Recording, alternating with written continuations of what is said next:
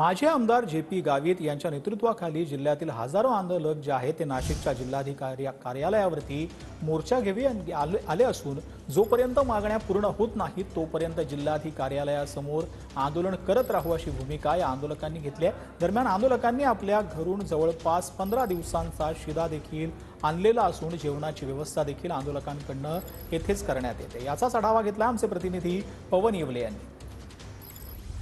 नाशिक जिल्ह्यातील हजारो शेतकरी हे आपल्या विविध मागण्यांसाठी नाशिकच्या जिल्हाधिकारी कार्यालयावरती चालून आलेले आहेत। जवळपास आज 150 किलोमीटर अंतर चालून आल्यानंतर आता त्यांनी जिल्हाधिकारी कार्यालयासमोर आपला जो मुक्काम आहे पहिला तो ठोकलेला आहे। आणि या ठिकाणी जर आपण बघितलं दृश्यांमध्ये तर घरून ते चूल वगैरे घेऊन आलेले आहेत आणि या ठिकाणी शिधा देखील त्यांनी आणलेला आहे।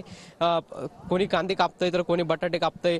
या ठिकाणी आपण बघू शकतो लसूण देखील सोलला जातोय। जी आता संध्याकाळची जेवणाची तयारी ते आंदोलकांकडून सुरू आहे आणि हे आंदोलक जे आहेत ते आता नाशिकच्या जिल्हाधिकारी कार्यालयाबाहेर बसलेले आहेत आणि या ठिकाणी आपल्या मागण्या पूर्ण होत नाही तोपर्यंत त्यांनी या ठिकाणी ठाण मांडून बसण्याचा जो निर्णय आहे तो घेतलेला आहे। काय मागणी तुमची?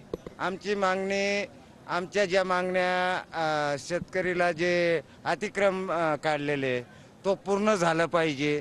ते आतापर्यंत 2018 पासून आम्ही ह्या मोर्चा म्हणजे आंदोलन करत आहे, पण हे शासन आम्हाला कधी आतापर्यंत निर्णय देत नाही आणि आमच्या मागण्या जोपर्यंत पूर्ण होत नाही तोपर्यंत इथून आम्ही जिल्हाधिकारीच्या समोरून उठणार नाही।